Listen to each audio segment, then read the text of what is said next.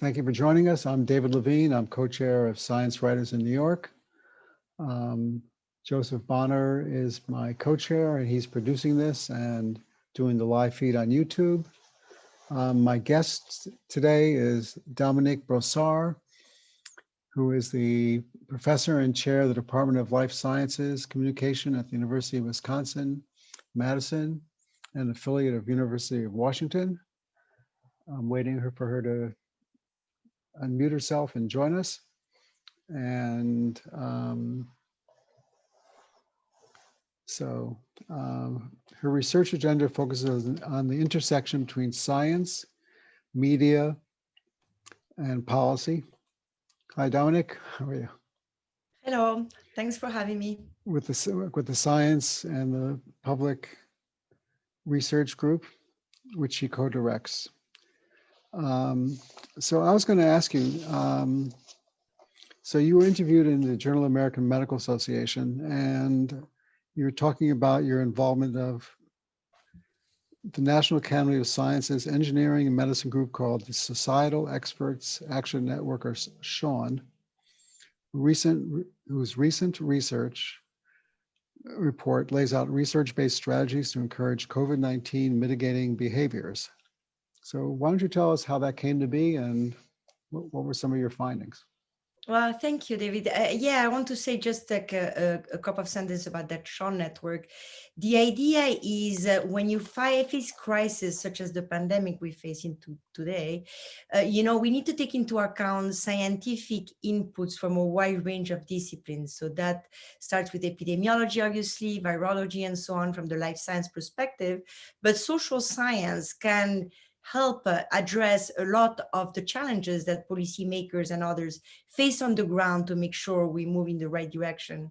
So that was the impetus for the National Academy of Science, with funding from the National Science Foundation, to fund the network you just mentioned. And the idea is for policymakers, at different levels, more likely at the local level, to send us the questions they want, to have answers to, and to gather the scientific evidence from a social science perspective to help address those questions. And one of the questions that was, most often asked was, how can we encourage people to adopt the protective behavior that will help us control that pandemic? And there's a lot of research from the social science that can help address that. And I would address two most specifically, research on habit formation, number one, and research from persuasion and communication research, number two.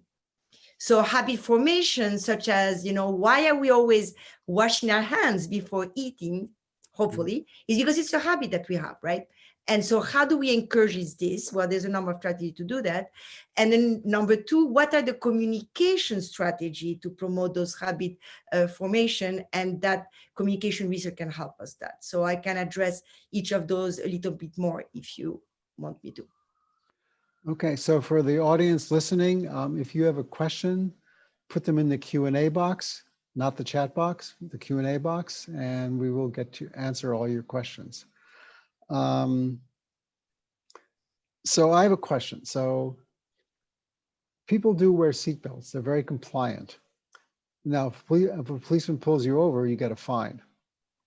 I know that in France, when the pandemic first started, you had to fill out a form which said where you're going. And it said, I'm going to the drugstore, I'm going to the grocery store, or the third choice was I'm going for my daily walk. It had your name and address on it. And you were only allowed to be 10 kilometers from your house. And if you were more than 10 kilometers from your house, you got a fine. So that's not really convincing people. That's a punishment. So short of fines, I mean, some cities are fining people for not wearing masks. So short of fines, okay, so you did say that hand washing is a pretty universally accepted thing because people seem to be doing that. But the mask wearing is not happening as much. So the hand washing said that make it convenient for people. So why don't you go into the steps of each of the things? Yeah, and it's interesting that you're using the example of France, David, because France is very different from United States. First of all, it's very small compared to United States, and it's not a federation of states. So France, the government of France has control over the whole territory. So it would make more sense to compare France to a state, I would say, if you were to compare it. And Europe would be like United States, right? So it's much easier for France to have like some compliance at the national level. Research shows actually that just having what we call the stick and not the carrot doesn't actually, convince people to do what they have to do all the time. And as a matter of fact, a lot of French people kept on going out even if they were fined. And so you have to find a mix of, as you say, punishment, but mainly, like strategy. So number one, if you want to actually make something a habit, you need to make the behavior easy to start and repeat. So for the mask wearing, for example, encouraging people to have masks next to their door, one in their car, or in their pocket. If you want them to actually disinfect their hands, put disinfectant at the door of all the buildings where you want them to disinfect, and so on. Tie the behavior to an exhibit habit. If we know that people wash their hands before eating, like encourage them to actually also wear a mask while going to restaurant, and so on. So this is all the habit formation type of techniques that, that work. You make it easier for people to repeat the behavior. Some additional initial research shows, for example, that if you go in a store and you have clearly marked on the ground where to stand to actually do the physical distancing we want them to perform, they are more likely to do it than if we just put a sign saying, stay physically distant from other customers. Again, that's a tactic for habit formation, which means the habit has to be easy to perform and that easy to repeat. So those are just habit formation, but you talk about the mask wearing, then it's more complicated because it's a habit that's more difficult, right? That we're not aware of as far as in our mental framework, we're not used to wear a mask. Although, we think that in Wisconsin with the cold weather starting, that may be easier than in the middle of the summer. So you need to think in terms of what are the deterrents that prevent people for doing a behavior. And one of them that I think that it's important for us to think about is that very often we tend to portray people that are not performing the behavior we want to perform. So for example, we have pictures of crowded bars, or we have pictures of people not wearing masks. And that's actually something that's not good. The media is not helping us by doing that, because what we want is portray people that are, perform the behavior we want to perform, highlight numbers of people that are already doing the behavior to show that it's a socially acceptable one, and tie it to an existing identity. So if we want, for example, fight polarization and political polarization, we are beginning to see, like potentially people in different political parties wearing masks, then show bipartisan support, show at the local level political leaders from both sides of the aisle, doing that behavior. So we call that in persuasion, looking at social norms and to actually portray that in a way that show that social groups in a community, by and large, support the behavior, instead of, always pointing to the minority that doesn't do it. Well, sometimes like when they showed the beaches in Miami that were packed with people, and in the news, some of the mayors were shamed into closing the beaches. I mean, I don't think there's anything wrong with that, per se. I mean, But if you're asking me as a social scientist what I say, so I'm telling you, in this case, it's another tactic for persuasion. So the group that you may be convincing now are mayors, not the people at the beaches, right? So that you're correct, that may be effective. But as far as like generally speaking, let's say talking about Wisconsin and putting pictures of a few bars with crowded people, that's not helping, because it actually tends to suggest that the behavior, it's more, current and more prevalent than it actually is. So it depends of the context, obviously, of what you're trying to achieve. But as a general rule, persuasion will tell you that actually highlighted this type of behavior tend to make it sound that they're more prevalent than they actually are. All right, so your report had 5 strategies, habit promoting strategies. Make the behavior easy to start and repeat. Make the behavior rewarding to repeat. Tie the behavior to an existing habit. Alert people to behaviors that conflict with existing habits and provide alternative behaviors, and provide specific descriptions of desired behaviors. So let's talk about masks. How would that work for these 5? So those are like, like habit formation strategies that I was telling you about. So, for wearing mask, establish free or low cost mass distribution sites for population most are need. Like if you don't have a mask, you're not going to wear a mask. So that's one of the things that we call behavior control, right? So you need to make it actually available. And as a matter of fact, we've seen in convenience stores, the one that actually provide mask at the entrance, if you see somebody grabbing a mask just before you and person disinfecting their hands, you tend more to do it than if you don't have the mask and you don't see the people do it, right? So mask, put also, like make mask wearing instantly gratifying. So it might be promoting fashionable masks for some people, providing tips for with sport teams and so on, these kind of things that actually encourage people to tie an existing identity with the mask. It could also be existing, using explicit messages. Instead of saying, mask required, just say mask discard indoors at all times. So it's like very clear, specific message about what you want to achieve. But this type of strategy will not work if they're not, put into place with the right communication strategy. And that's what I was trying to allude at before when I was talking about social norms and so on. Because just the habit formation, tactics won't work if you don't take into account the fact that at the end of the day, we are social animals, right? And we are doing what other people around us do. We tend to do what we think is socially acceptable, and we are fearful of isolation. I mean, I'm talking at patterns.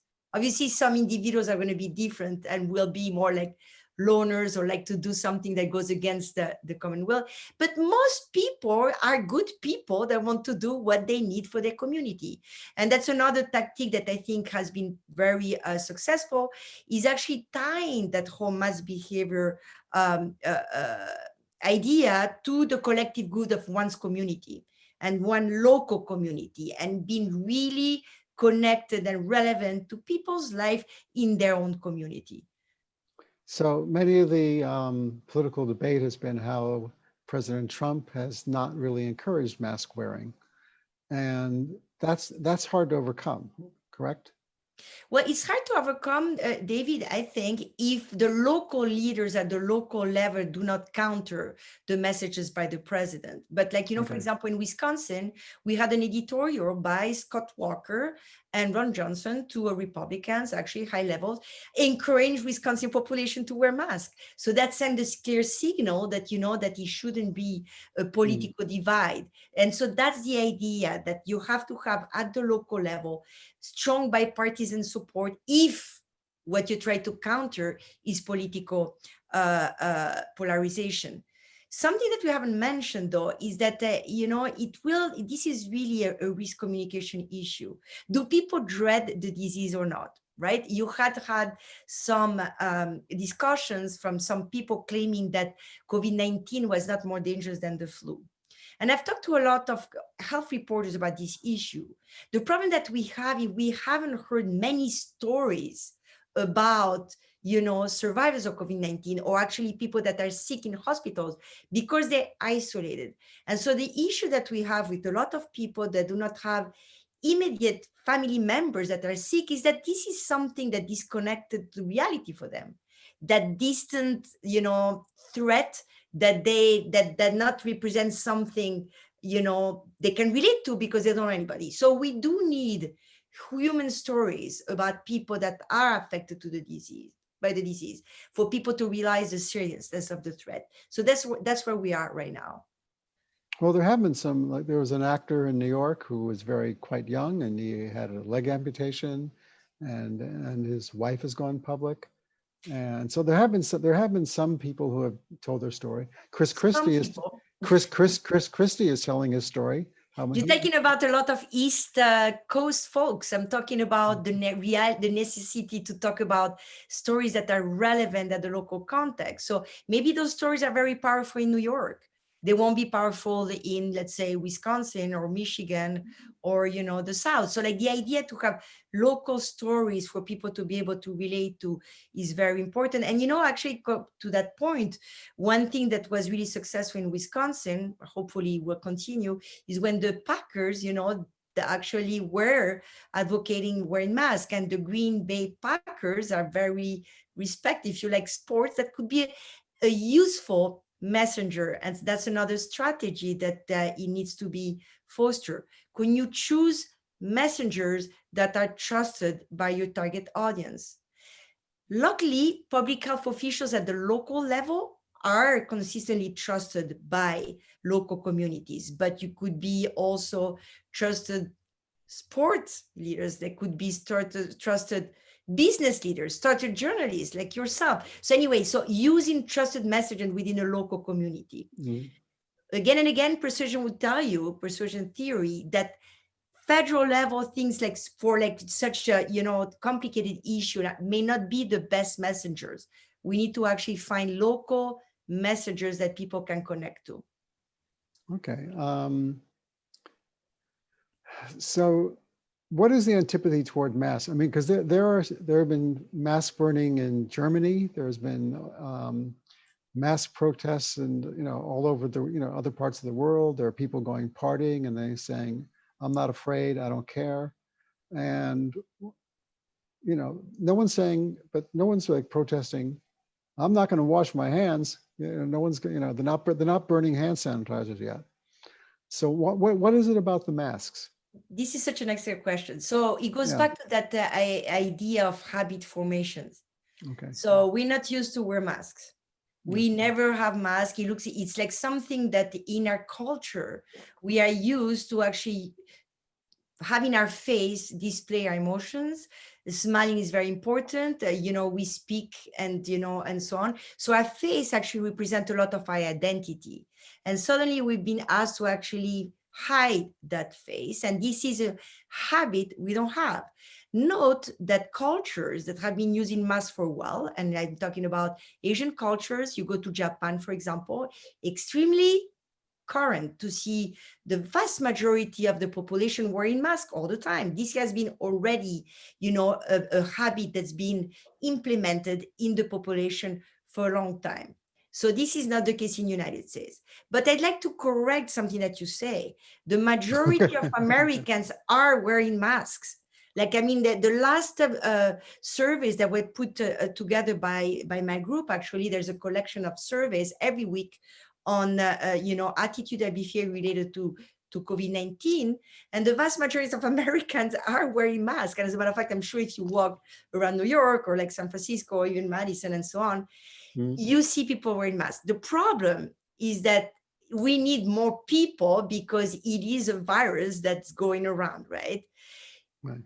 The habit formation issue is actually a complex one. And if you would recall the early times of seatbelt wearing, you had a strong opposition to seatbelt wearing.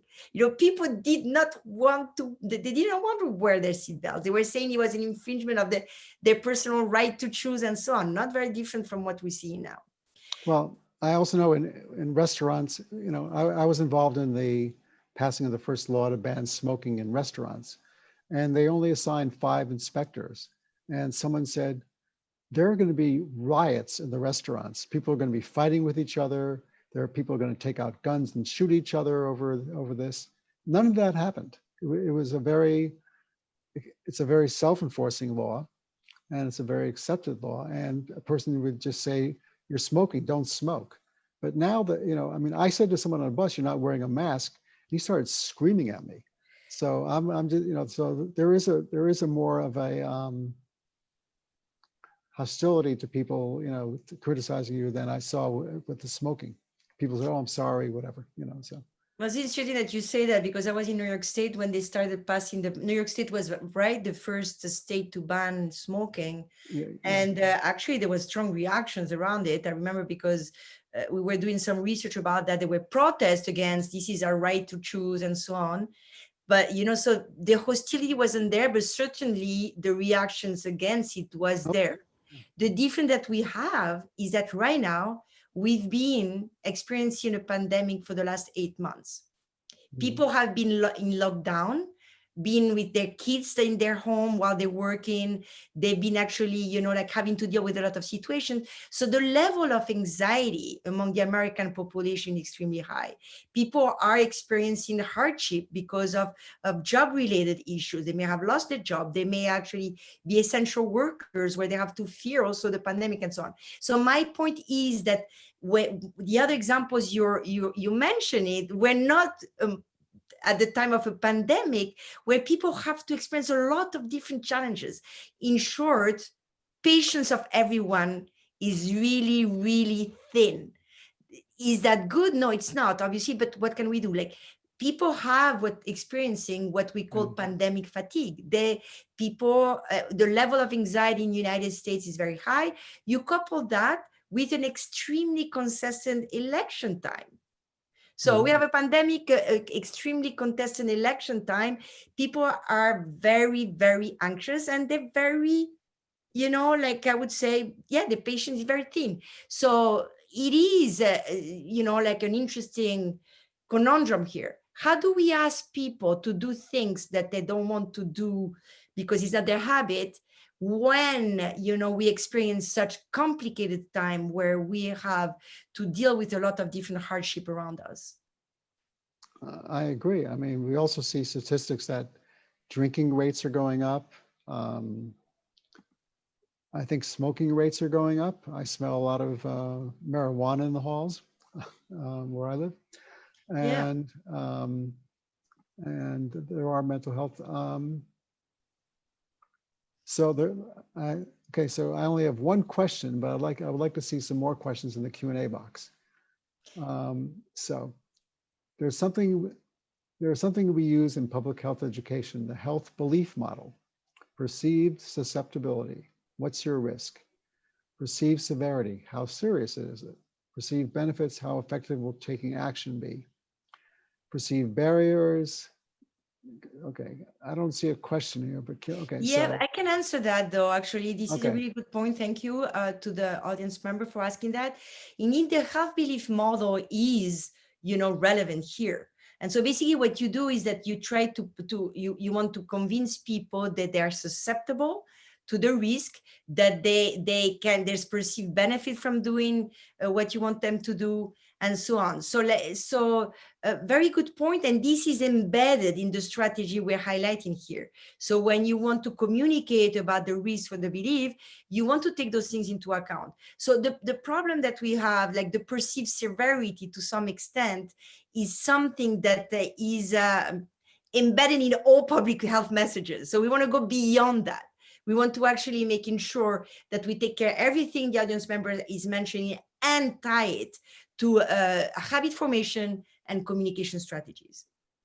So what do you think of the approach by, governors who say, okay, basically, if the rates are going up, we're going to lock down things. We're going to close the bars. We're going to close the indoor dining, because that's happened in Florida, in some cities like Miami. Governor Cuomo is, very vocal about he's, closed parts of Brooklyn where the rates, went to 5% or 10%.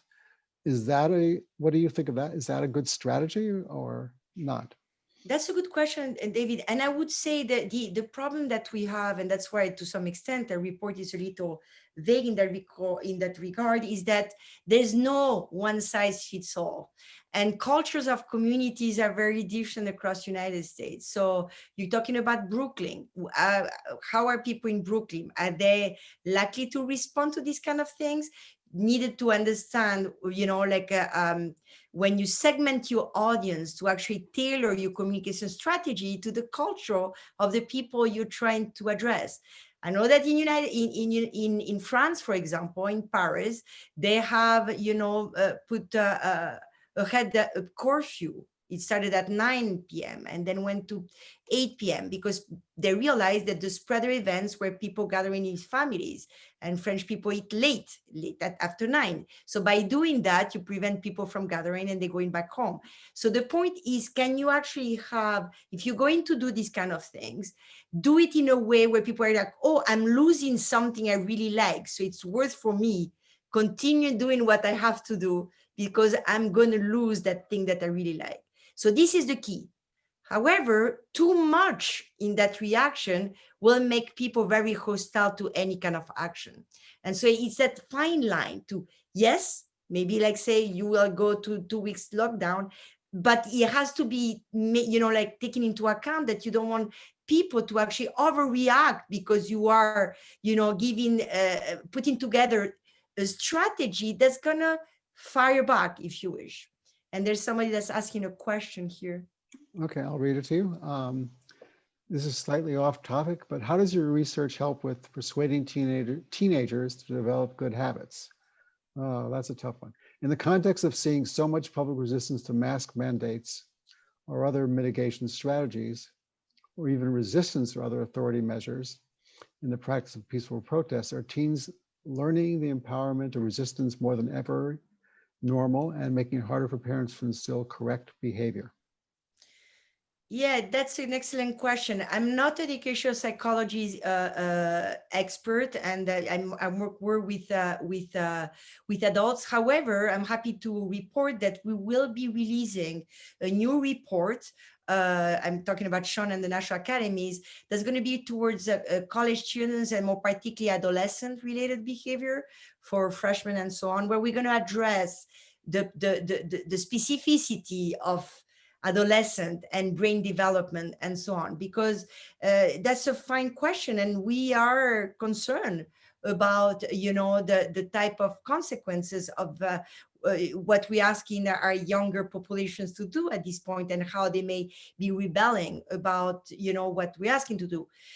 To put actually this into perspective, though, some research has shown that young adults particularly are, they want to protect their loved ones. They want to protect their grandparents. They want to protect their parents. I'm talking about families where you have a good relationship and so on.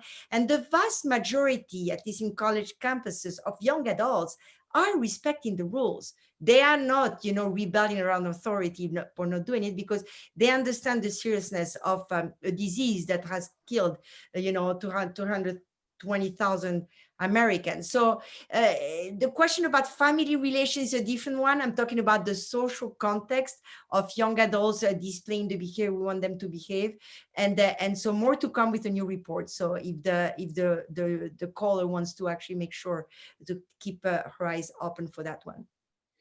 So last week I was interviewing someone and he said in Germany, 11 people died last week. In the United States, 1,100 people died. But even given the differences in size, that's a big difference. What did those other countries do right? What was their messaging?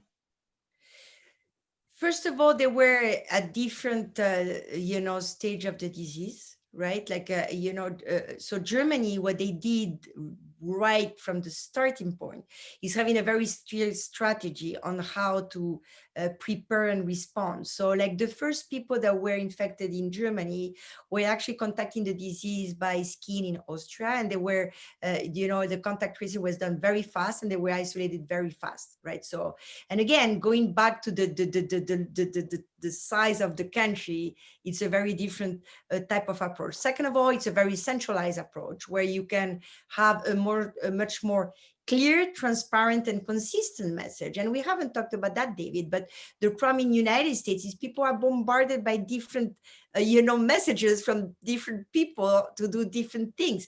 This does not help. And we know from decades of research in public health and other risky related instances, then inconsistency in messaging will lead to actual catastrophe. So clear, consistent, and transparent messages were certainly something that Germany has done from the starting point. And unfortunately, United States, because of Federation of State, even at the state level, you can Wisconsin, we have challenges within the county and the states and so on.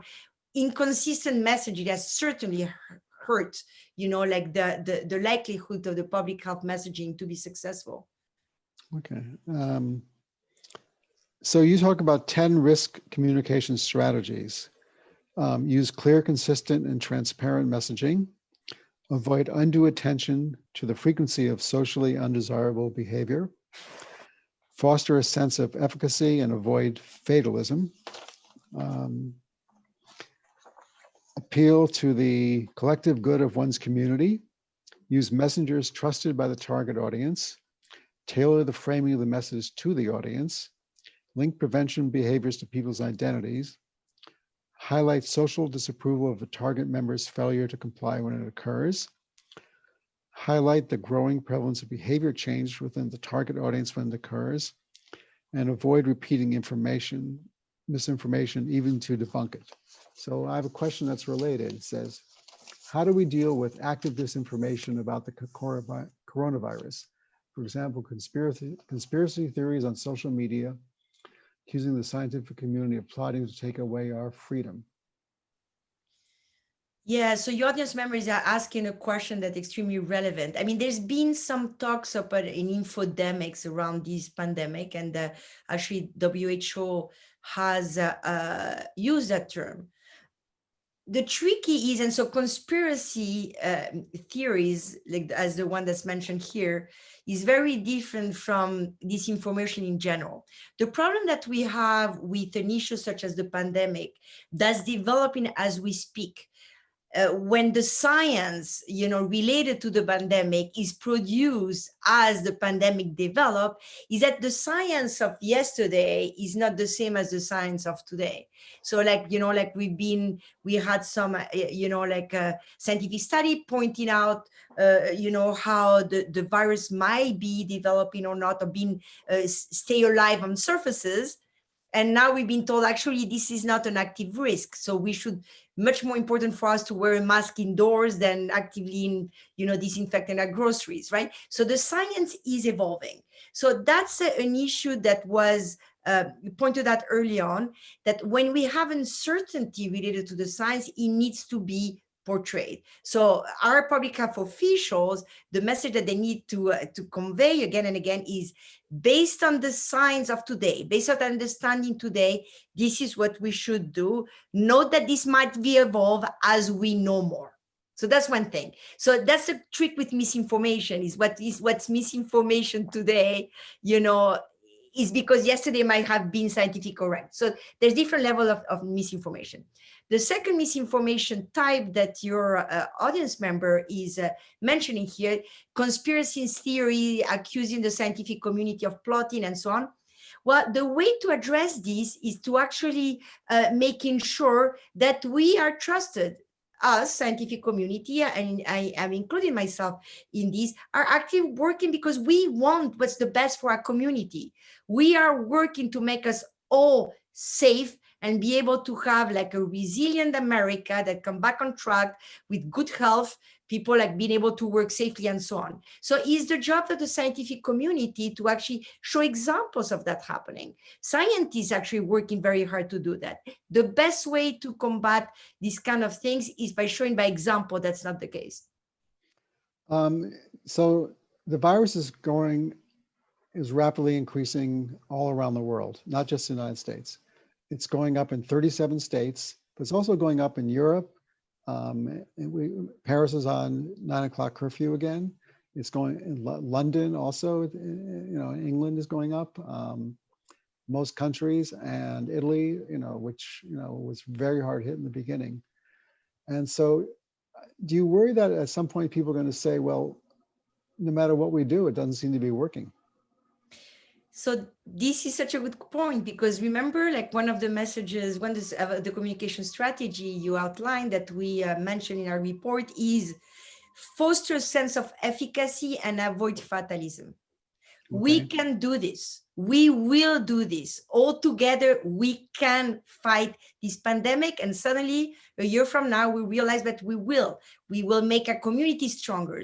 We can work all together and so on. So this is very important. That sense of efficacy means we can do it if we all work together into that. That the sense of efficacy is wearing a mask does make a difference. Staying physically distant from others does make a difference, and avoid that sense of fatalism, because I actually am honest with you, David, when I tell you we can do this all together, but that means that we will have to do it together for the good of the community.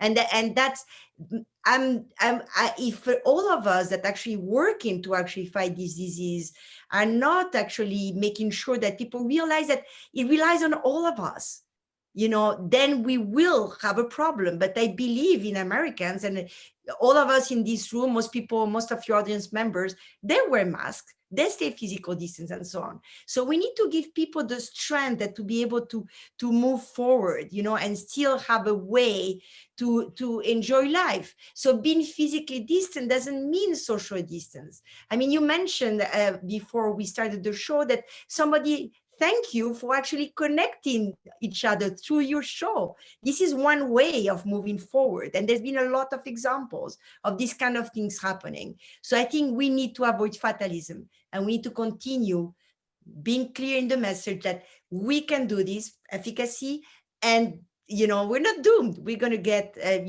move forward. So I thought it was very effective when Francis Collins, the director of the NIH, got up and said, I've had a great Thanksgiving for 27 years with my family. This year, that's not going to happen. And I think that was good for people to hear. And the basic message we're getting is that this is not a year to be celebrating Thanksgiving or even possibly Christmas. I mean, I was joking with people saying, you think Santa Claus is going to come down the chimney when there's COVID? So,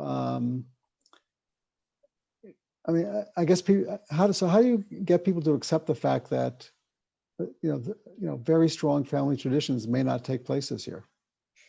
Yeah, and that, again, I was saying that we're social animals. We don't like change, and we like traditions, and the traditions make us stronger, and we have cultural values and so on that we, firmly believe in and make us a community. But what we can do is put that on hold. It's not that it's going away. Christmas is not going away. Thanksgiving is not going away. It's just that and other type of traditions, any holidays that people are, planning on celebrating, there's other ways to do them. My dad is 90, turning 90, in a week, and it's going to be the first Christmas ever I don't spend with him. However, I will connect with him. I will try to do something to have that connection. We're so fortunate, those of us who do have phones and internet and so on. Let's think of communities that don't have that. So I think we need to actually realize also that in the midst of all this horror, there's ways to stay connected with our loved ones, and that, it may not be the same this year, but it will come back, and all together we can face that. It relates to one of the questions, if I may, one of your audience member asked, is that idea that, if we firmly believe right now that our collective good and the safety of our family is more important than the cultural tradition of, eating a turkey, whatever, it's what we call cognitive dissonance in psychology. It's what is important to us right now? And what is it to actually make us all safe and our family safe? Most likely, right? And so I think that if you think it that way and you frame the issue very differently, I think then people can respond to that. So here's a question. Isn't there also evidence that the facts alone will not persuade? Yes, people still drive fast. People still, obviously. We need to appeal to people's values and beliefs. I think it is what you were just getting at with convincing people that scientists care. But with so much anti-science sentiment, how do we counter that? So that's an excellent point, and something that our report also outlined. I mean, we call that knowledge deficit model in science communication, is that idea that just explain the science to people, just explain the fact, just telling people how many people die and so on, does not convince anybody. You have to actually remember that any information may mean very different things for different people, because what we do is like we filter that information through our values, our beliefs, you know, and this is what's going to be more important for us, is to actually reach a conclusion, is that what we call motivated reasoning in psychology, that fits our belief, that confirm our belief, and we discard information that doesn't fit our belief, right? If you go back to the Thanksgiving issue, and the idea is like, this is a tradition that's so important to me because it's the only time I see my kids or whatever, right?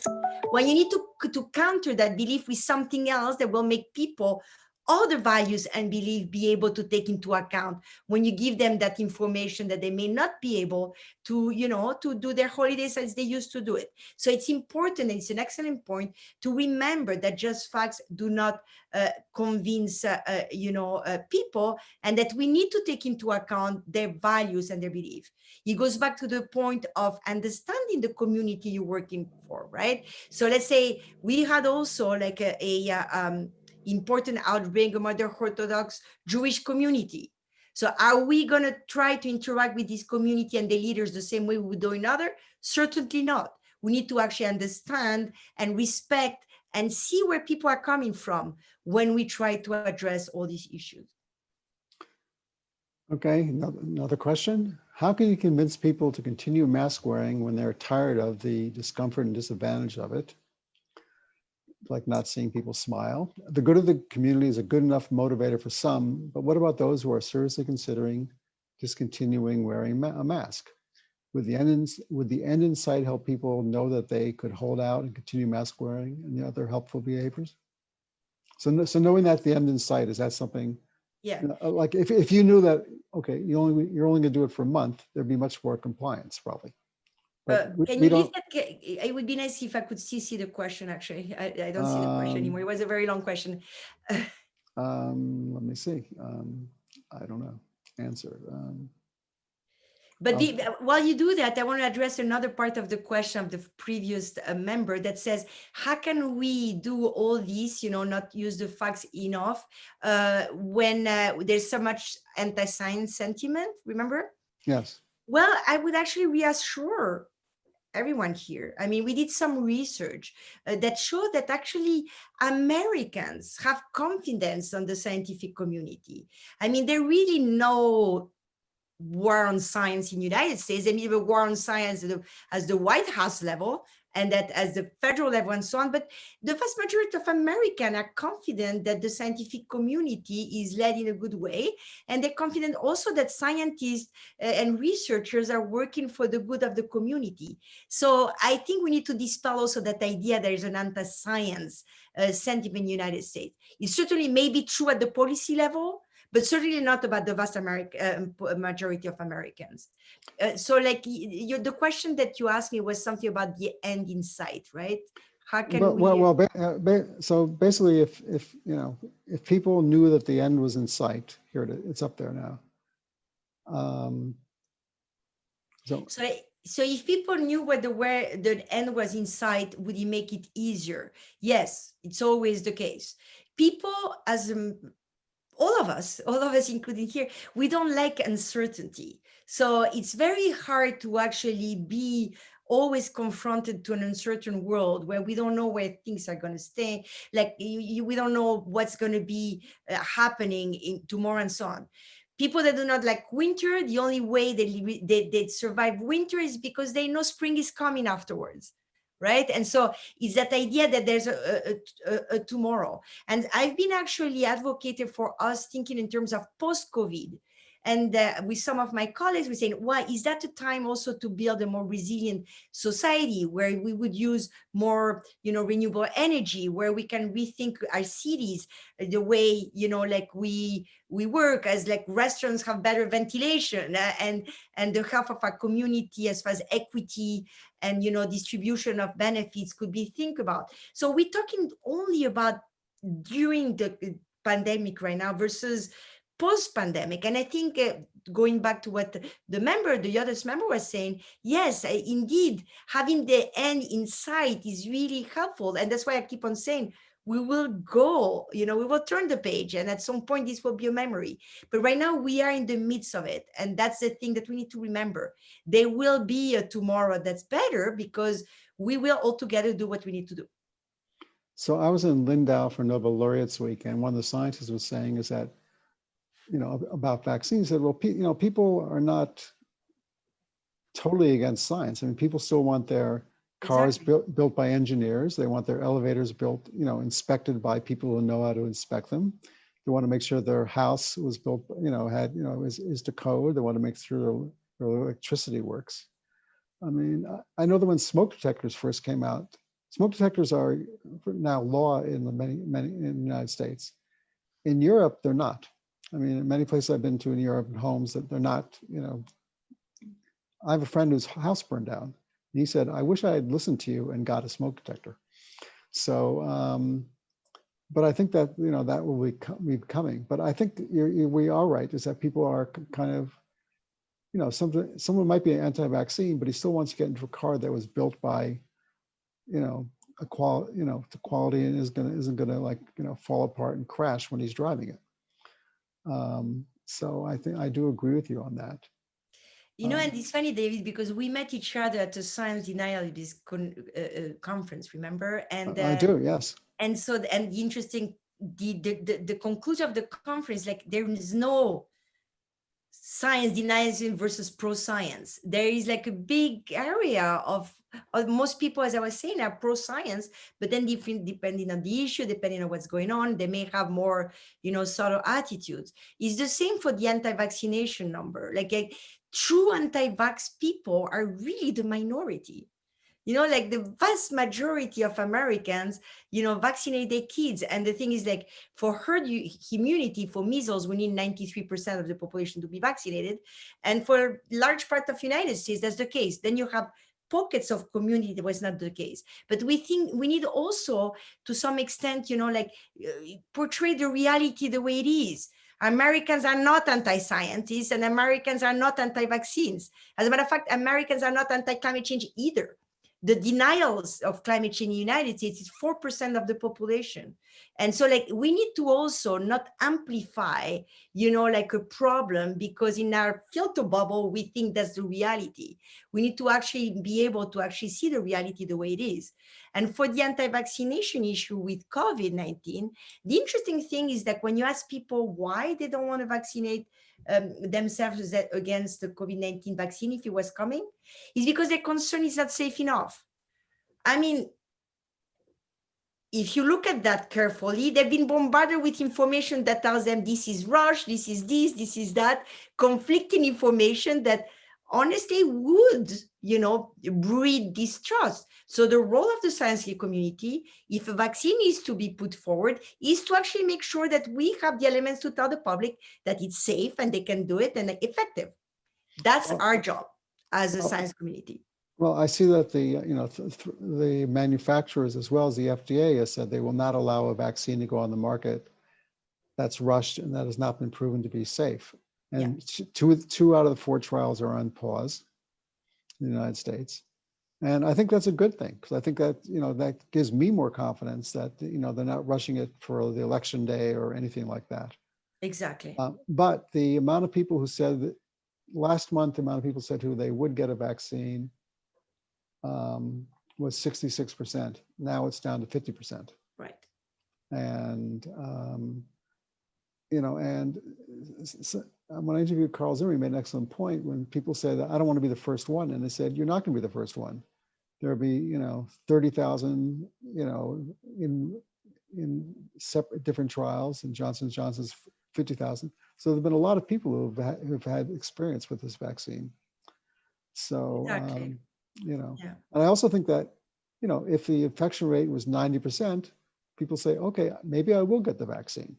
If the infection rate is 1%, maybe people will say I won't, as much. So I think it all depends on the circumstances. Exactly. Yeah. Exactly. And the circumstances are, depicted in the media and by public health messengers and by what we call the information climate, what people around you discuss, the way they portray the issue, the way the issue has, an impact or not on your own family. Is it relevant to you? Do you know anybody that's been sick? Do you know anything about, like how it has affected your community, that's affected your jobs? So that goes back to that notion of framing that we have addressed, very briefly. So some people may actually be more convinced by an economic frame than by a public health frame.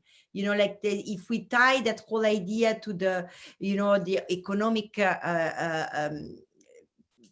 comeback, or like some economic consequences of COVID-19, it may be more effective than telling them is because we need to make sure that, less people go to the hospital. So that idea that you need to have really think carefully the frame that may appeal to people is something that hasn't been, I think, explored enough. So this is something I'm starting to do at the end. Good. I ask people what they do. We have a few more minutes, but I want to ask you. So you told me you flew to California to see your daughter. So did people advise you not to, or you just, what was it? And you also flew on Delta, which still separates the seats. So you felt safer, I guess. Yeah, well, I mean, I used to be a very frequent flyer because of my of my job, a lot of public speaking, and so I'm lucky enough to be like a frequent flyer on Delta. That means that I did have a certificate for regional upgrades, so I did get first class, and Delta is actually a company that has worked a lot into trying to make sure that customers were convinced of the safety of the flying experience. So, I read a lot before, I'm like a nerd. I like to know what I'm doing. And and I looked at their precautionary principles and so on. I wore a 995 mask, and I disinfected everything around me on the plane and so on. So I actually took my, let's say, my risk to some extent. I made myself responsible for my own risk taking, because it's a little frivolous, right? I don't need to travel. I could talk to my daughter on Skype, but I hadn't seen her in a year, so I really, really miss her. So indeed, it was an interesting experience.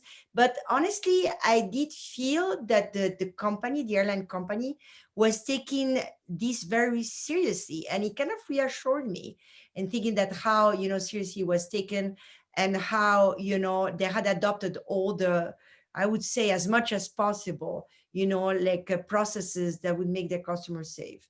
So I would hope that all the companies in the United States, would do that. Unfortunately, that's not the case. No, it's like not. I go shop for my dog's food. I'm not going to say the name of the company, but I wasn't very safe there. So I'm talking about like early, at the early pandemic times. Well, I didn't go back there, and I wrote a letter to the company manager, and so on. So I think it's also our role as customers to actually make sure that those companies know that we want safety, we deserve that, and so on, to be able to actually make sure that this is moving forward in the right direction. So I'm sure you've done outside dining. Have you done indoor dining? I haven't done indoor dining. It's But today it's like 34 in Wisconsin, so there are several restaurants in Wisconsin. Actually, I went out last night that have outside heaters in the outdoors, and so I went out last night and I had dinner outside. Okay. What about you? I've had dinner outside several times with people who I trust and Exactly. stuff, but not always. Once in a while, you can't control. Someone brings someone, you can't just say leave, or you leave. Well, you can, but I went to the Museum of Modern Art, and you have to make a reservation, and we were going through a temperature detector, and my friend registered with a really high temperature. So they made him go, said, go again in 5 minutes. Then two other people in the same one, they all had the same high temperature. So then they said, go through a different one. Was it a different, was it a problem with the thermometer? Yes, it was. But when you get a reading of like 101, you get like almost, so it was a problem with the thermometer. Yes. Oh my God. So anyhow, so I mean, so it's not exact science, but I felt pretty safe, because you had a reservation. They had actually the here's where you stand, here's where here's the social distancing. I've seen that in front of schools near me. Also, in grocery stores, they have one-way directions. I think those are they're very easy things to do, but they're also very easy things to follow. So let's go back to the start of our Habit forming. conversation, right? Yeah. Yeah. So it's another thing that I've done and actually encourage people to do is that we're doing so many of those Zoom meetings. So with the colleagues that are in town, we do walking meetings with the mask outside in a park and, like physically distance. And we meet that way instead of being in a Zoom meeting. And so particularly with my young colleagues, I'm trying to take them, the chair of my department, I'm trying to take them out of their apartment and, being able to also think about their mental health, because we do need that outside time to be able to actually take care of ourselves as well. Yeah, that's one thing President Trump got right. He said he warned about the mental health consequences, and he warned about, domestic violence and all these things. That's about the only thing he got right, but I want to give him some credit. Anyway, so why don't you sum up what you would like people to be doing? Well, I want people to think about, the collective good. And I want people to realize that it's okay to be overwhelmed, that it's okay to be anxious. And these are difficult times, but also that us human beings, we're resilient, and that we have in the past faced crisis, and we have learned to actually, move forward, and that all together we can do what we need to do. And that means wear masks, be physical distance, wash our hands as much as possible, and remember to be socially connected. Give a call to their loved one, to their friends, to people that are alone, because we are in this all together, and we can actually move forward if you remember that we are, responsible for the future. Okay, well, I want to thank you for spending time with us. Next week, we're not going to do one on COVID. We're actually going to do one, a book by Jessica Wapner about walls, and kind of talks about the different walls throughout the world. There's more than the wall in Mexico. So I want to thank Dominique Brossard for spending an hour with us. And let me just see, there's one question. And someone just said, thank you for this session. And I want to thank you too. And I want to thank Joe Bonner, who is producing this, and my co-chair at SWINY. So thanks again, and we're going to say goodnight and stay safe. And hopefully the weather will be not a cold winter. Okay, take care. Bye-bye. Bye now. Thank you.